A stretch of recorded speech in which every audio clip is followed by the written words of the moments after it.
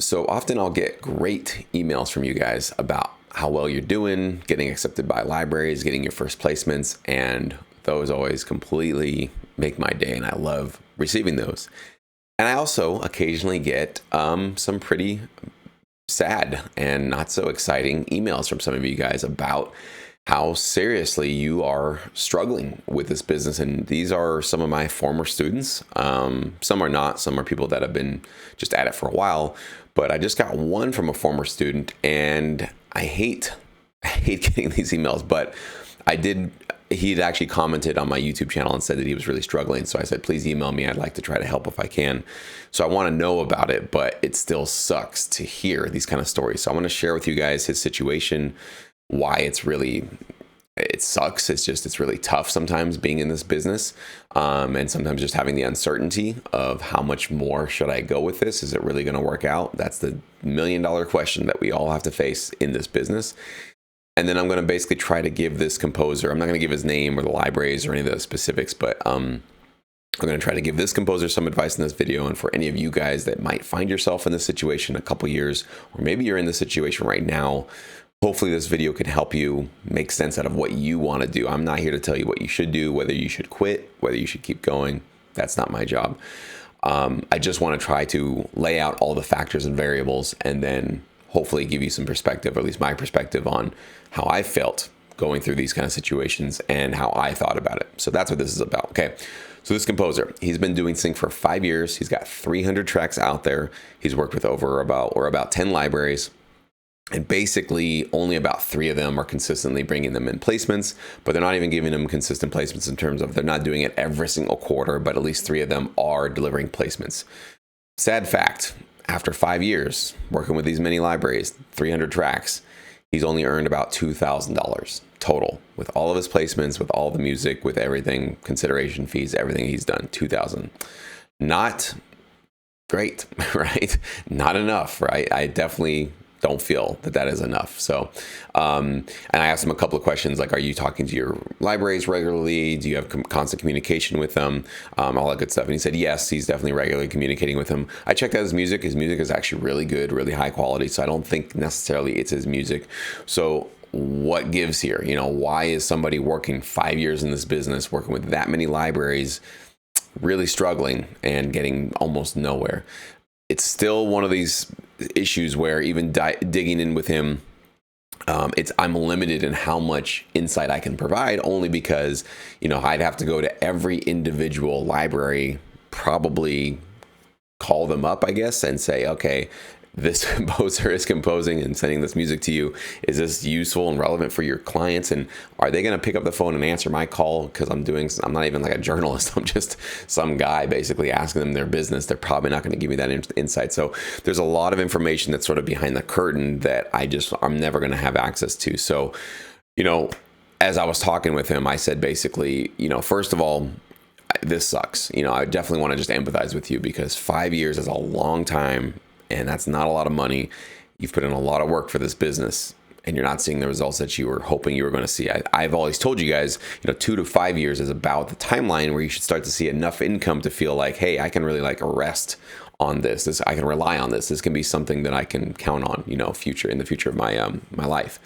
$2,000, you can't count on that for sure. So he is certainly in this, leaning more towards this is not working for me rather than, oh yeah, I can see how the future is going to work out. Because if it took you that long to earn this little money, then why would you keep doing this for another 5 years? So I definitely empathize with that. It sucks. But what I wanted to just tell him as well is that even though it's slow, even though it's not that great, something he's doing is working. Now we can say it's not working well. It's not working fast enough for sure. But he is putting music together, sending it to companies, and he is receiving placements and he is receiving royalties.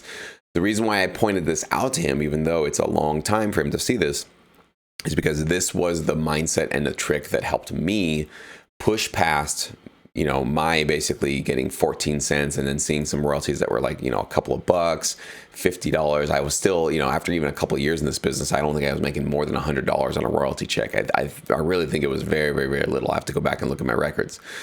But I remember every time I'd get this disappointing royalty check and I think, all right, maybe this just isn't working. 2 years, $50, whatever it was, not enough, right? I should go do something else. This is just foolish. And you get this feeling of like, I don't want to sink too much time into this. Okay, 2 years, long time, a lot of work, but I could turn around and do something else now. But if I sink more time into this, do I really want to spend 5 years, 10 years in a business where I'm making literally like nothing, like literally nothing? So I remember having that feeling.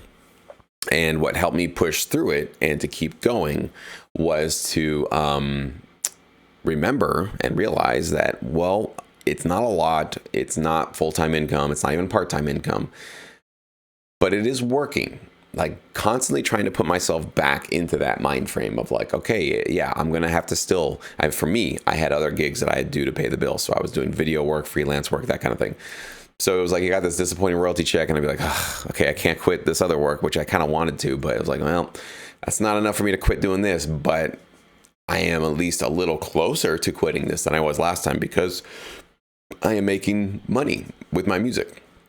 So it's a small amount. It's a tiny little win. It's a tiny little amount of excitement, but I just held on to it. I just clawed onto that. And I just said, okay, I'm doing this and it's working. It's not working quickly, but it is working. There are royalties coming through. I am making money doing this. So something is actually working, but it's going to take a lot longer than I was thinking. So even though this, at this point with 5 years, I had made a lot more than $2,000, but I still resonate with that feeling because I think I was about 2 years into the business and had that same thought of, I don't know if I'd made $500 maybe. I don't know if it was maybe $1,000.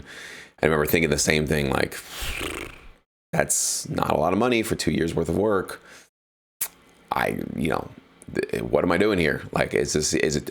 And also what I thought, and the same thing that this producer thought, is maybe the good days are over, because he had talked to a couple other producers that were kind of in the same boat. They've been at it for just as long, really not doing well, and thinking, well, probably the good old days are behind us. Same thought came to me. So I understand that temptation to want to think that like I'm just too late. There's too many other composers. There's, whatever. There's not enough space for me. So I don't buy it, only because I've seen producers start, in the last couple of years and do really, really, really well. They've actually received lots of sync fees and they've really blown up actually really quickly in this business. Personally, I've known them. So it's kind of hard for me to say, well, yeah, the good old days are behind us and you guys there's no more good income for anybody out there. I'm not saying it's easy to get it, but it is out there and there is a place for everybody if they want to, keep working. One other bit of advice, I probably skipped over this, I should have mentioned, is he had said that he was giving each library about 2 to 2.5 years and seeing if they would give him placements, and if they wouldn't, he would move on. So the only bit of pushback I gave to him was like, I said, maybe let's push that back. I think that's maybe a little too long. 2 years is probably a little too long. 1 year, 1.5 years.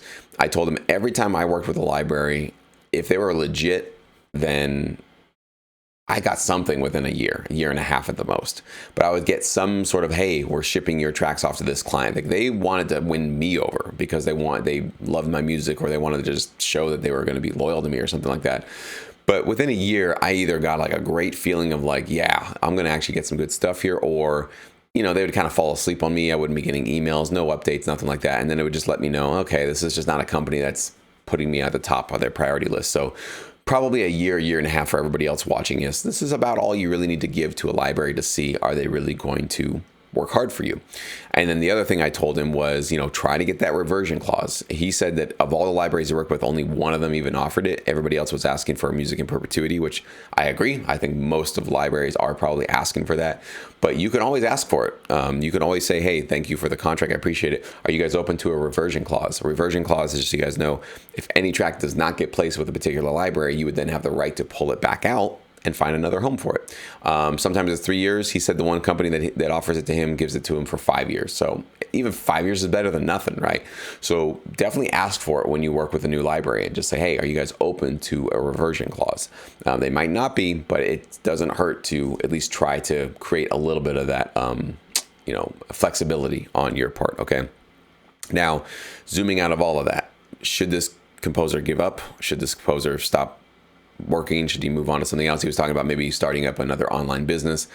I can't make that choice for you guys, right? So I don't want to be the person that says, yeah, dude, 5 years, $2,000, it's too late. Like, you got to move on. I have no idea, because it might be your literal next royalty statement that blows up for you, and you finally break through some sort of a barrier where your tracks get into some clients' hands where they just use your music like to continually. How do I know that, right? There's this little meme that I shared on Sync Academy the other day where this, miner is digging and digging and digging, and he turns around and literally it's like an inch away from this whole, diamond pit essentially.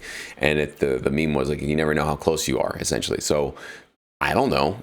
Are you a million miles away from full-time income? Are you literally a couple of months away from something? I don't know. I have no idea. So I'm not going to be that person to tell you to throw in the towel and give up. And I'm also not going to be the person to just tell you, just keep going, just keep going.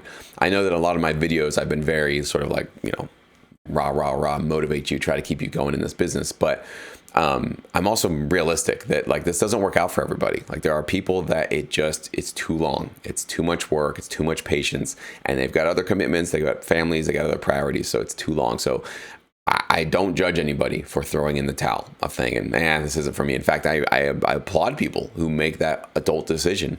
I almost think sometimes I even have some members that I can see they're struggling and they're not getting much better. And it's been years and years and years. And they're like, but I'm going to do this, damn it. And there's a part of me that thinks like, hey, maybe you need to rethink it though. Like if you're really this miserable and now you're hating music and you're hating your life, maybe sync licensing should be just not your thing. There are 1,000 other things that you can do with your music. Maybe sync licensing just isn't it. So I really do respect those of you that have just decided, not for me. I gave it a shot.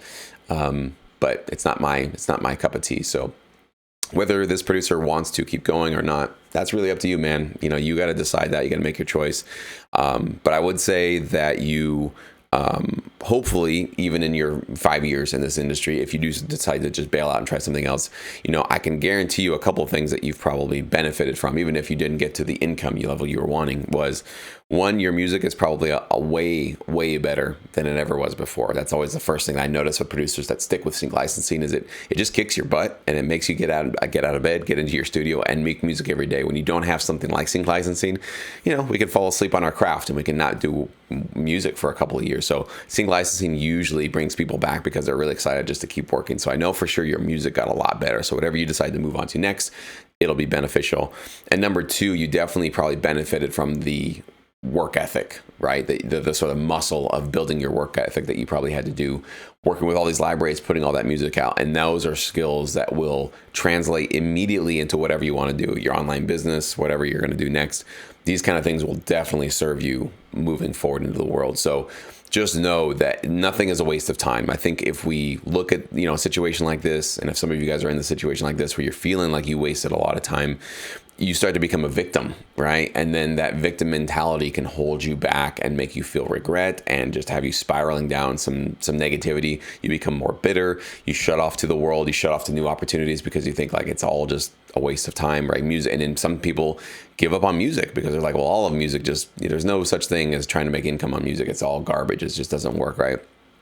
And it's your right to feel that way. But I do feel that if you can reframe it and not see it as a waste of time and not see yourself as a victim, but see yourself as somebody that really benefited and grew from working really hard at something that you loved for many years and getting all these skills and talents and improved quality of music, you've got a lot of things out of it. Even if it wasn't obviously the income that you were looking for, you got a lot of benefit out of your time and your experience in this business. So hang your head high that you really, really did your best. But I guess I'm not assuming this producer is going to stop doing sync licensing. I don't know what he's going to decide to do. So anyways, tough situation. It's a tough business. That's just hands down. That's how I'm going to end this video. It's tough. So you guys have been warned. You guys know what this is all about. So get support. Reach out to me. We have an amazing community at Sync Academy. That's why I created it, specifically for situations like this, because sometimes you just need to connect with other people and go like, am I crazy? Is this working out? Would you give up in my studio? Just bouncing ideas off of other people who get it, who are in this business and have been in this business for a long time. That's what we're here for. That's why I created Sync Academy and why we're doing this. But either way, email me if you're feeling like this producer and you're also thinking about giving up. I'd like to help in any small way that I possibly can, including maybe making more videos like this. So please let me know, guys, if this was helpful and what you think in the comments below. I'd love to read them.